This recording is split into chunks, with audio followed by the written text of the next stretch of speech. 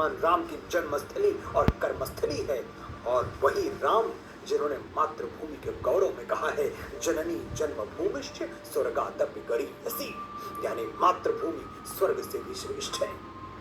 भारतवर्ष की मिट्टी चंदन है महाराज, इसे अपने मस्तक पर लगा ले, हर भारतीय आपको अपने हृदय का सम्राट बना लेगा।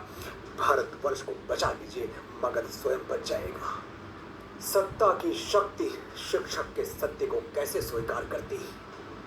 धनानंद ने अपने सैनिकों को आदेश दिया, बड़ा गर्व है इस मूर्ख ब्राह्मण को अपने ज्ञान पर, अपने ब्राह्मणत्व पर। इसकी शिखा खोल दो और फेंक दो उठाकर राजभवन से बाहर। चाणक्य धनानंद के इस दुस्साहस पर क्रोध से कांप उठे। उन्होंने जल से भरे कमंडल को धरती पर पटक दिया और अपनी शिखा की गांठ खोलकर कहा, आज तूने मर्यादा की सीमा रेखा पार कर दी धनानंद। एक दिन मेरी यदि शिखा तुझे और तेरे कुल को काल सर्पिणी बन के ऐसे डसेगी कि मदिरा में डूबा हुआ तेरा कंठ जल की एक बूंद को तरस जाएगा। ये ब्राह्मण आज अपने पवित्र यज्ञोपवीत की शपथ लेता है, जब तक मैं तेरा और तेरे वंश का सर्वनाश नहीं कर दूंगा, तब तक अपनी शिखा नहीं बांधूंगा।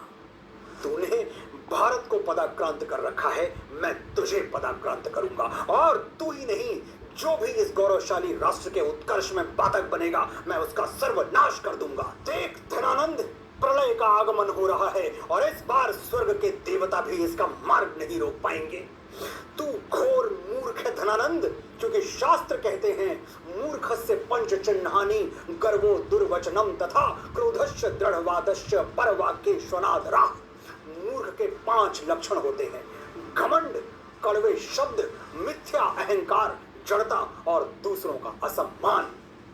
अपमानित चाणक्य स्वयं राजभवन से बाहर निकल आए, लेकिन उनकी अंतः चेतना चिल्ला चिल्ला के कह रही थी, जब राष्ट्र के सम्मान की रक्षा शासन नहीं कर सका, तो अब शिक्षकों और ब्राह्मणों को करनी होगी। इसलिए उठ चाणक्य, सोए हुए भारत को जगा, आज इसे तेरी जरूरत है।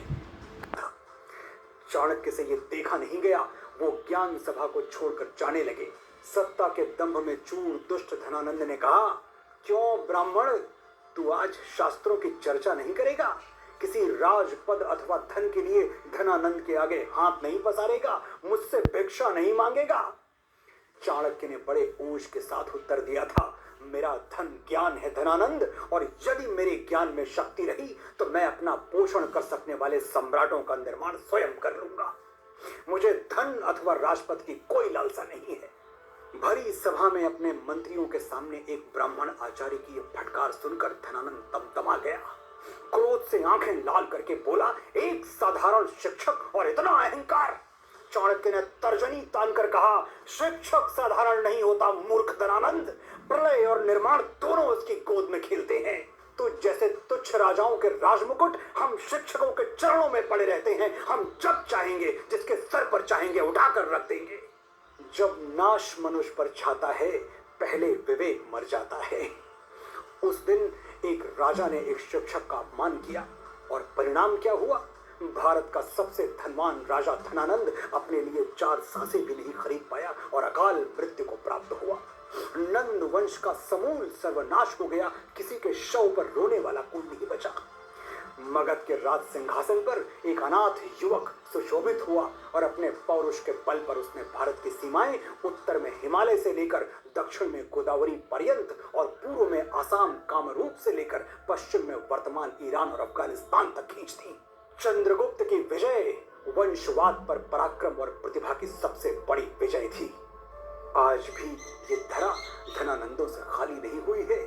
हम धरती पुत्रों को आज भी सत्ता की राजसभा में तिरस्कृत होना पड़ता है। रखना है कि हम किसके वंशज हैं। हमें पराजित करने वाला इस धरती पर तो क्या, इस ब्रह्मांड में कोई नहीं है, क्योंकि हम चंद्रगुप्त का शौर्य और चाणक्य का क्रोध अपनी धमनियों में लेकर जन्मे हैं। कुत्सित कलंक का बोध नहीं छोड़ेंगे, हम लिए बिना प्रतिशोध नहीं छोड़ेंगे, आर्य का विरोध अवरोध नहीं छोड़ेंगे, जब तक जीवित हैं क्रोध नहीं छोड़ेंगे। आपने बड़े धैर्य से सुना, आपका आभार।